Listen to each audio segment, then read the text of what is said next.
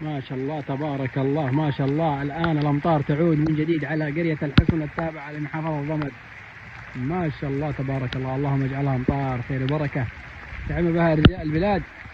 اليوم طبعا الأحد 21/1/1446.